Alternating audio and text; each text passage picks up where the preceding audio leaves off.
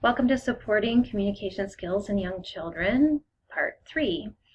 We're really going to look at how you get started with a child in terms of if we're going to be building these language-rich classrooms and we're going to be supporting oral language development, what do we need to do to sort of create the space for that to happen?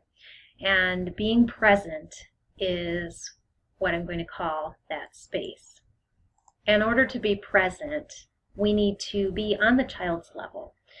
You've probably heard this many times before, but if you are standing above children all day long, or if you are in a chair that is higher than theirs, it may be more comfortable for you, but if we are on the floor with the kids when they're on the floor, if we're at the tables with them while they're at the tables, we are more present and available to them. They perceive us very differently. They perceive us as more open.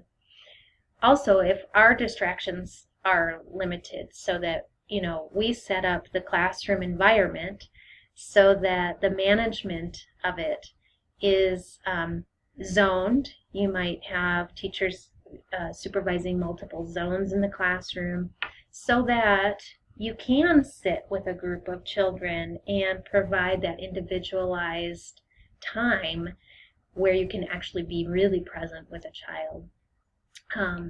So reduce your distractions if at all possible, or when you are intentionally deciding that this is my time during my classroom when I want to focus on developing oral language. I want to sit down and have conversations with kids during this time. It could be mealtime. You could say, okay, during mealtime, here one of the teachers in the classroom has the role of making sure that bowls get refilled or kids get seconds and assisting children cleaning up spills and doing that kind of management, while the other teachers in the classroom are sitting with children and engaging in language experiences and building that language-rich classroom and having those back and forth conversations. So assigning roles during different times of the day can really help you to do this.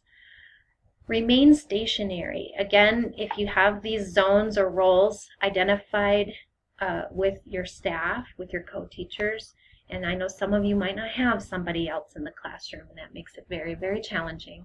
But the best you can do to stay put during those times when you want to just hang and talk with kids and develop this oral language, stay put. If you are running a small group and you don't have all your materials prepared, and so you're getting up and down just trying to get the materials ready for your small group time, you have a lot less time and you're a lot less available to kids for those natural moments of conversation. You want to, while you're with these children, you're available to them, you're staying put, you're not distracted by other stuff in the classroom. You're still scanning, obviously, to manage that, make sure you anticipate any problems in the corner over there, but you're present with the child, you're at their level. You want to match the child's tone and affect. So, as a child looks up to you and has a smile of delight about something they did or surprised by something that just happened that they were doing, you want to mirror that facial expression back to the child, and the tone of voice, you want to match it.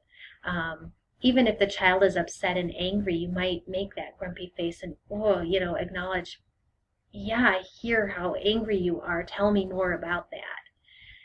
We want to match that. It allows them to begin to develop language that can help them describe their experience. We want to be present at varied times of the day. So we want to, again, identify how can I arrange my classroom structure so that I can be available to the kids. If I'm spending my whole day managing things, maybe the problem is really that I don't have enough independent time that children can do things on their own. I haven't taught them how to do things independently yet. And then that's a classroom organization thing that we need to address.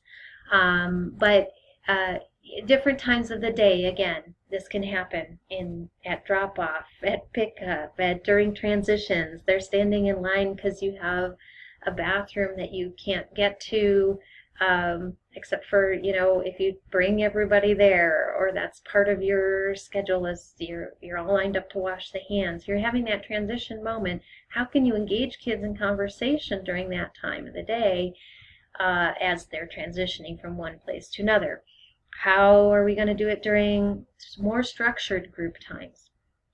And then finally, make sure you gain the child's attention so that you're not, you can't have a conversation if the child isn't paying attention to you. For some kids, that means that you want to touch them on the shoulder until they look at you, and then you can have that conversation.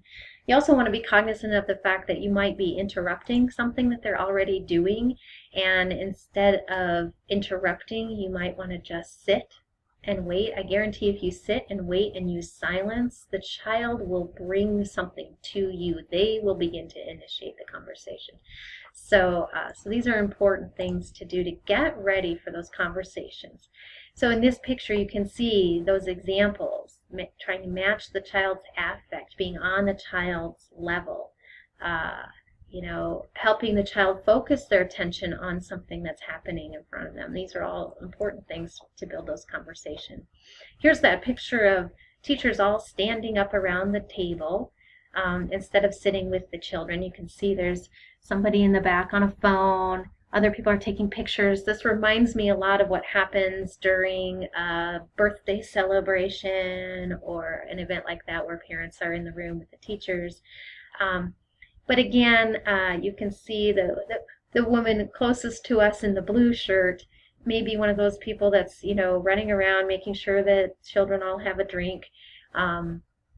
But what an opportunity if we can build in more of these strategies for being present so that during this time children can have some of that modeled and guided approach. Again, here's another example of an adult that's really matching tone and affect or emotions. And you can see that matched or mirrored facial expression happening. This is a really important part of getting ready for those conversations.